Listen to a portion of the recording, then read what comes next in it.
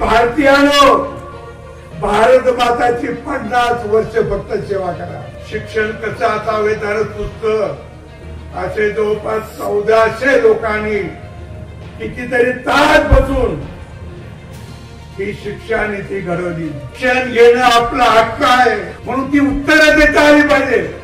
आणि ज्याची बौद्धिक क्षमता चांगली असेल तोच मुलगा मुलगी उत्तर देऊ शकेल. असे 75 वर्ष आज सहज सोपं आहे. एवढ्याला अधिवेशन करणं हे अधिवेशन काही महाराष्ट्राच्या राजकीय प्रांताचं अधिवेशन नाही. एक देवगिरी प्रांताचं अधिवेशन. असे 7 अधिवेशन होऊ शकतात. इतका मोठा प्रांत आपला आहे, राजकीय प्रांत. आणि ज्यावेळेला सुरुवातीला काम केलंय त्याची काही नावं मी सांगतो की याच्यात कोण कोण होतं. सुरुवातीला याच्यात होते यशवंतराजी केळकर, मुंबईचे. 7 वर्ष प्रचारक राहिले. प्रचारक म्हणून थांबले, MA झाले, प्राध्यापक झाले आणि आयुष्यभर त्यांनी विद्यार्थी परिषदेचंच काम केलं. दुसरे मला आठवतात की ज्यांनी सुरुवातीच्याच बैठकीमध्ये जे होते बलराज मुदो, हे जम्मूरचे राहणारे इकडे प्रचारक होते. विद्यार्थी परिषद स्थापन झाली त्यावेळेला त्यांनाही बोलवलं. तेही पुढे प्राध्यापक होते आणि अनेक वर्ष विद्यार्थी परिषदेचं काम त्यांनी केलं. दत्ताजी डिडोळकरचं एक नाव तुम्ही वारंवार ऐकलं असेल. त्यांचं एक भाषण आहे, त्याच्यात म्हणलं होतं की भारतीयानो, भारत माताची 50 वर्ष फक्त सेवा करा. 50 वर्ष. बघा, 1897, 1947 झाले का नाही 50 वर्ष. म्हणजे 50 वर्ष आधी त्यांना हे दिसत होतं की आपला देश स्वतंत्र होणार आहे. हे दिसत होतं त्यांना.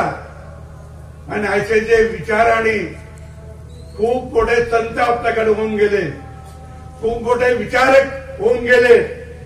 या सगळ्यासाठी, या सगळ्याचा विचार करून आता ही नीती, शिक्षा नीती बनवली. 400 कुलपती म्हणजे कुलगुरू, 400 कुलगुरू आणि हजार लोक की जे शिक्षणामध्ये रस घेतात.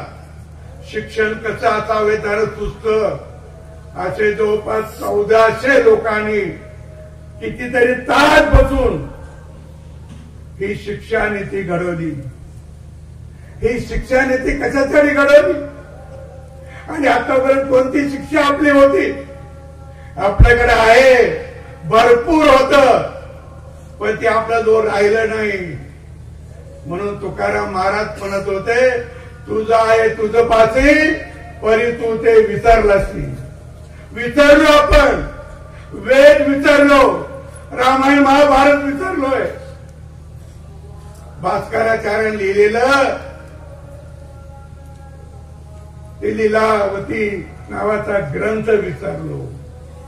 अरे हे तर कितीतरी वर्षापूर्वी. तुम्हाला एक सांगतो, आता न्यूटनचा शोध कधी लागला काय माहित? गुरुत्वाकर्षण शोध कधी लागला? हा लागला 1530 ला. आणि कोपर्निकस नावाचा जो एक संशोधक होता त्याने लावला, तो होता पोलंडचा. गुरुत्वाकर्षण ही गुरुत्वाकर्षणाची बाब जी आहे ना, ती आपल्या ऋग्वेदात आहे. ऋग्वेद मग कुठेही आपल्याला ते काम करायला संधी मिळाली तिथे त्या संधीचं सोनं करावं असं मला वाटतंय. एकूण मी आपल्याला एकच सांगेन की आपण विद्यार्थी देशात आहोत सगळे. आपण आपलं चांगलं शिक्षण पूर्ण करा, चांगलं क्वालिटीचं शिक्षण घ्या. बौद्धिक क्षमता वाढीचं शिक्षण घ्या. आपल्या प्राध्यापकाला जर आपलं समजलं नाही, एकदा नाही, दोनदा, तीनदा, चारदा विचारा, काही फरक पडत नाही. आपण विचारलंच पाहिजे. शिक्षण घेणं आपला हक्क आहे आणि शिक्षण देणं हा प्राध्यापकाचं कर्तव्य आहे, हेही आपण समजलं पाहिजे. त्यामुळे त्याला किती वेळा विचारलं, मला समजलं नाही, आणि अर्धवट समजलेलं डोक्यात ठेवू नका. पूर्ण समजलेलं असेल आणि ते जर डोक्यात बसलं तर कधीच विसरत नाही, कधीच विसरत नाही, परीक्षेला उपयोगी पडतं.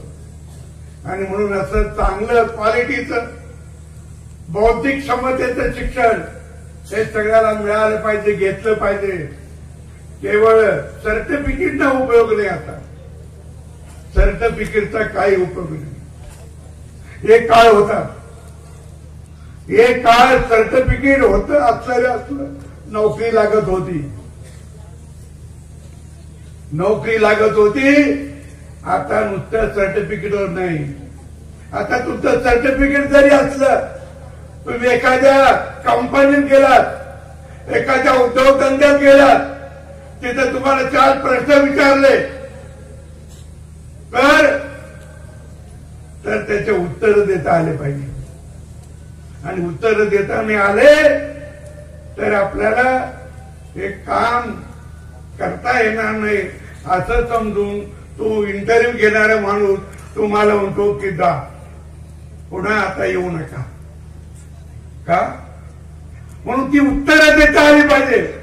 आणि ज्याची बौद्धिक क्षमता चांगली असेल तोच मुलगा मुलगी उत्तर देऊ शकेल. आणि म्हणून माझा आग्रह राहतो नेहमी, मी आमच्या शाळेत पण सांगतो की केवळ टेक्स्ट बुकावर अवलंबून नका राहू, टेक्स्ट बुकाच्या बाहेर जा. आता ई लायब्ररी आहे, ई लायब्ररीमध्ये आपल्या मोबाईलमध्ये सुद्धा वाचता येतात पुस्तकं. मोबाईलचा उपयोग हा ई लायब्ररी वाचायला करा. हे काय आपल्या या सगळ्या याच्यामध्ये विद्यार्थी परिषदेच्या कामातून आपल्याला राष्ट्र घडवायचंय, हे एक त्याच्या मागचा उद्देश. नुसतं राष्ट्रासाठी नाही तर प्रत्येक विद्यार्थ्यांनी आपण स्वावलंबी बनलं पाहिजे, आत्मनिर्भर बनलं पाहिजे. आणि विद्यार्थी परिषदेचा कार्यकर्ता कसा असावा याचं पण काही जणांनी सांगून ठेवलं.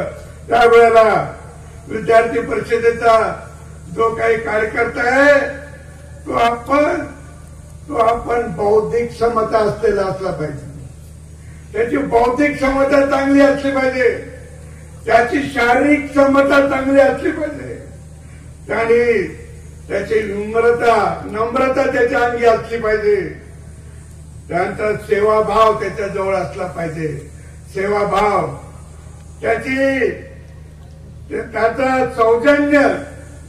सौजन्याबरोबर कर्मठता, काम करण्याची कर्मठता, हे सगळे गुण विद्यार्थी परिषदेच्या या सगळ्या कार्यकर्त्यामध्ये असावे अशी एक कल्पना आहे. त्यावेळेला ते आमचा विद्यार्थी परिषदमध्ये तो कार्यकर्ता कॉलेजच्या आवारात आला तर लोकांनी टकबक त्याच्याकडे पाहावं. चांगल्या अर्थाने आमचा कार्यकर्ता चमकला पाहिजे. विद्यार्थी परिषदेचा चमकायचा असेल तर अंगाला बेगड लावून नाही चमकायचं, आपल्या कर्तृत्वाने, आपल्या भाषाने कार्यकर्त्याला चांगलं भाषणही करता आलं पाहिजे. ही जी भूमिका होती विद्यार्थी परिषदेची आज आहे, याप्रमाणे कार्यकर्ता घडत गेला पाहिजे, म्हणत गेला पाहिजे. आणि घडणं आणि म्हणणं हे कार्यकर्त्याचं, असे कार्यकर्ते आपण घडवले तर ते आपल्या आयुष्यभर आपल्या उपयोगी पडतात.